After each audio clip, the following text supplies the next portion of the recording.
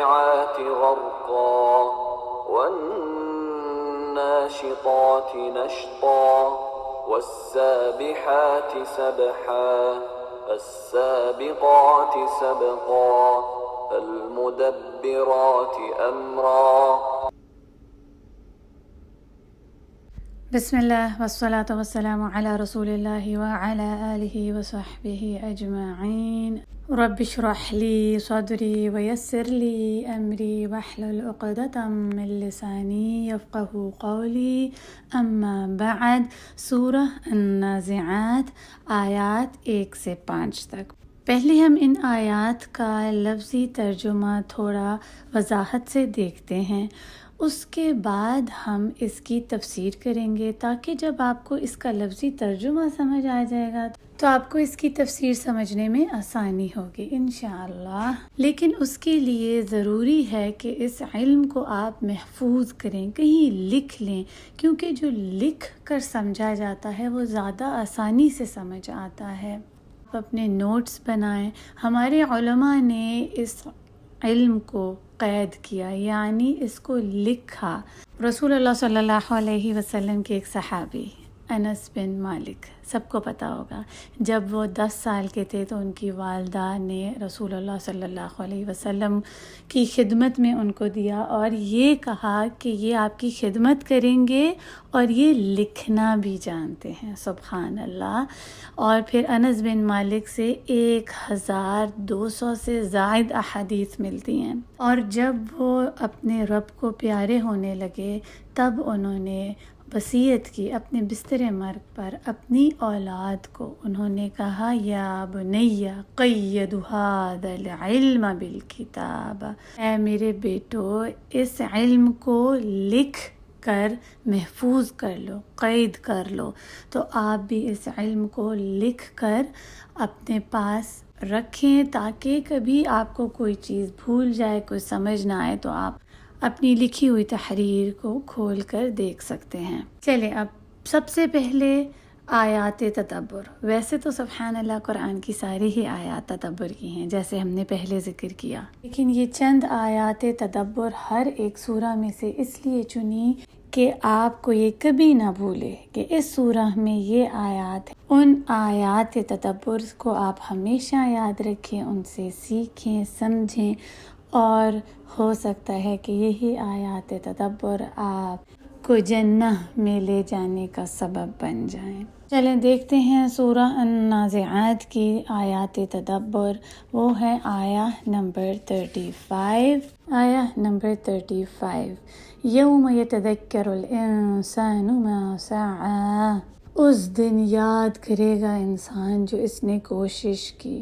سبحان اللہ. ہم بھی کوشش کرتے ہیں لیکن ہماری کوششیں کس چیز کے لیے ہیں؟ اس دنیا کے لیے یا آخرہ کے لیے؟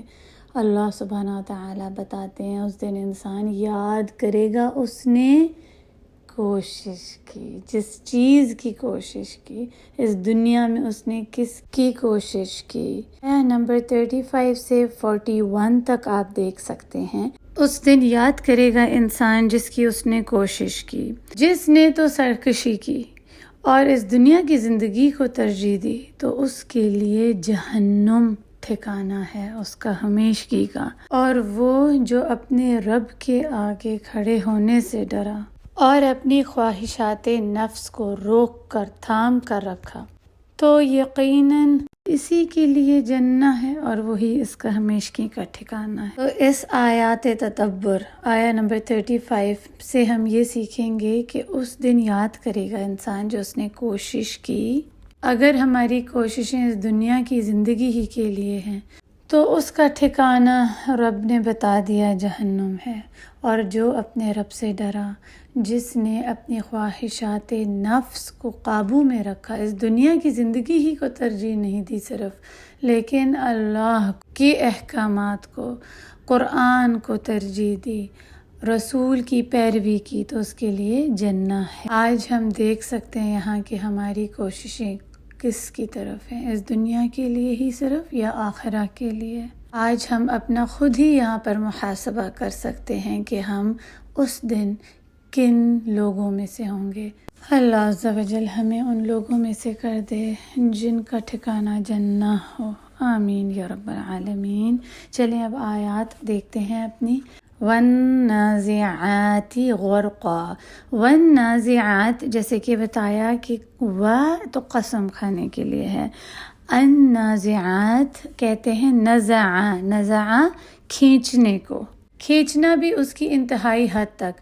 جیسے آپ نے دیکھا ہوگا بچے کبھی تیر بازی کرتے ہیں تو وہ اپنا جب تیر کو کھینچتے ہیں کمان سے بہت آخری حد تک کھینچ کر چھوڑتے ہیں اس تیر کو، تو اس کو کہتے ہیں نزع، کہ اور اس سے زیادہ کوئی اس میں کھینچنے کی وسعت نہ ہو۔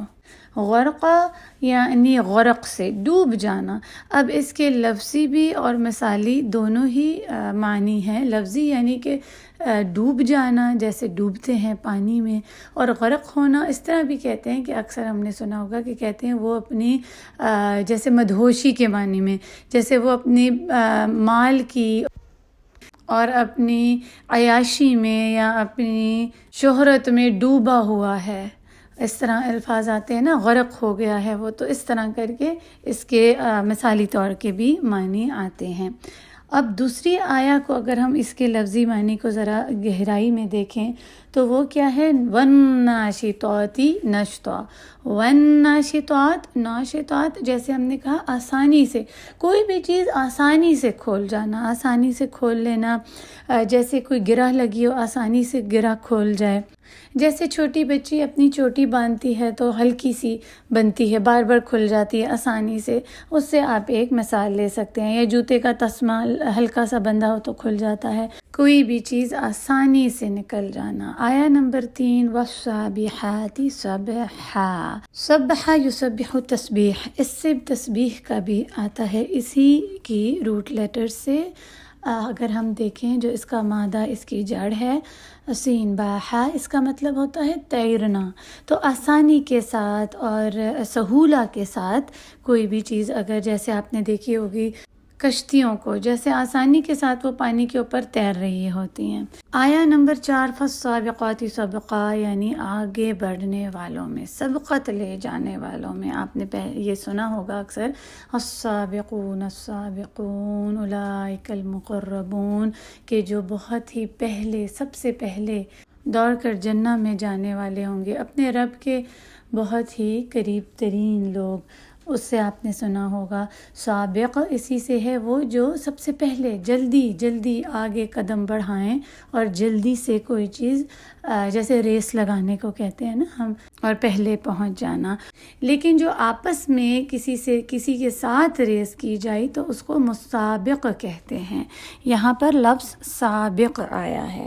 آیا نمبر 5، فالمدبرات امرا، تدبیر کا لفظ تو آپ نے سنا ہی ہوگا۔ کسی بھی کام کو سر انجام دینے کے لیے اس سے پہلے جو اس کی پلاننگ ہوتی ہے کہ یہ کام یہ شخص کرے گا، اس کو اس وقت ایسے ہینڈل کیا جائے گا، یہ یہاں پر ہوگا، یہ ساری پلاننگ۔ دبرہ کا مطلب ہے کہ پلان کرنا اور اس پلان کو اسی کے مطابق عمل میں لے کر آنا۔ ایسے نہیں کہ سوچے سمجھے بغیر کوئی بھی کام کر لیا جائے ہیپیزٹلی، اور اس کے بعد کہیں کہ اب یہ صحیح طرح ہوا نہیں، تو اس کی ایک ایک باریکی کو دیکھ کر اس کو صحیح طرح سر انجام دینا۔ انسان کا کام کوشش کرنا ہے، وہ پوری کوشش کرتا ہے ہر کام شروع کرنے سے پہلے، اور اس کے بعد اللہ پر توکل کرتا ہے۔ اللہ عز و جل کا پلان مکمل ہوتا ہے، کسی بھی غلطی کے بغیر وہ پرفیکٹ ہے، اور اس کا نتیجہ بھی بہترین ہوتا ہے۔ ہمیں یہاں سے یہ سبق ملتا ہے کہ ہر چیز میں پلان کر کے کام کرنا چاہیے، اور پھر اللہ عز و جل کی ذات پر توکل کرنا ہے۔ اب آپ ان آیات کو دیکھیے اور ان کے جو لفظی معنی آپ نے رکھے ہیں ان کو سامنے رکھتے ہوئے ہم علماء کی جو اس پر تحقیق اور کی تفسیر دیکھتے ہیں۔ اس میں 40 سے زائد آتے ہیں ڈیفرنٹ اوپینینز۔ سب سے زیادہ جو مشہور ہے وہ ابن عباس کی ہے، جس میں وہ کہتے ہیں کہ یہ آیات فرشتوں کے بارے میں ہیں۔ پہلی آیت والنازعات غرقا، وہ فرشتے ہیں جو برے نفس ہوتے ہیں، برے لوگ ہوتے ہیں، ان کی روحوں کو جب لینے آتے ہیں تو وہ ان کو کھینچ کر ان کو مار کر لے کر جاتے ہیں۔ دوسری آیت والناشطات نشطا، جب فرشتے نیک روحوں کی جان لینے آتے ہیں تو ان کی روح آرام سے نکل جاتی ہے، آسانی کے ساتھ۔ اور اسی طرح والسابحات سبحا فالسابقات سبقا فالمدبرات امرا، کہ پھر یہ فرشتے اس روح کو جلدی جلدی آسانی کے ساتھ لے کر جاتے ہیں، ایک سے بڑھ کے دوسرا سبقت کرتا ہے اپنے رب کے پاس اس روح کو لے جانے کے لیے، اور اس طرح یہ سارے کام اپنے سر انجام کرتے ہیں۔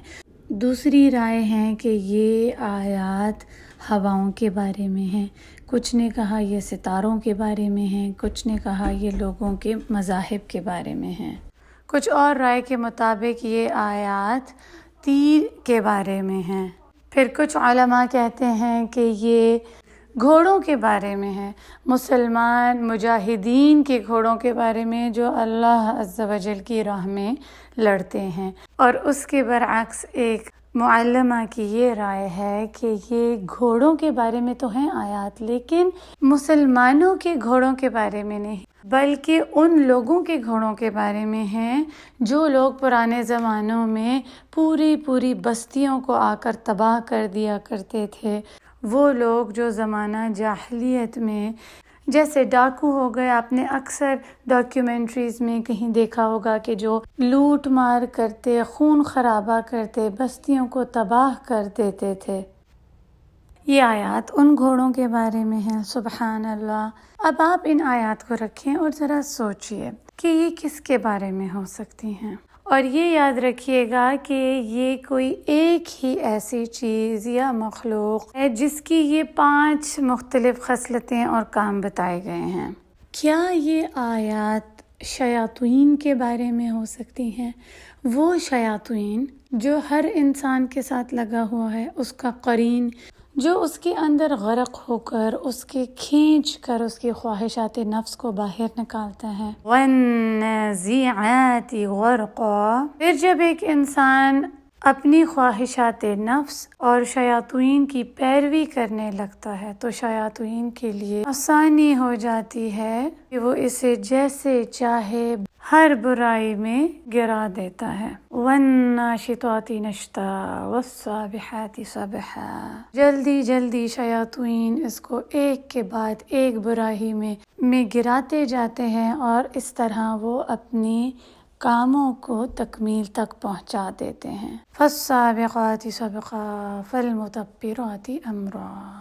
اس کے برعکس اگر ہم ان آیات کو ایک نفس مطمئنہ کے بارے میں لیں، یا ایک ایسی نفس، روح جو ایک نیک انسان کی ہے، اگر اس کے بارے میں ان آیات کو دیکھیں تو وَالنَّازِعَاتِ غَرْقًا، وہ نیک روح جب اپنی خواہش نفس کو لگام دیتی ہے، وہ خواہش نفس جو جنگلی گھوڑوں کی طرح دوڑ کے ہاتھ سے نکلنے لگتے ہیں تو وہ ان کی لگامیں کھینچ کر رکھتی ہے، پھر اس کے لیے آسان ہو جاتا ہے اپنے نفس پر قابو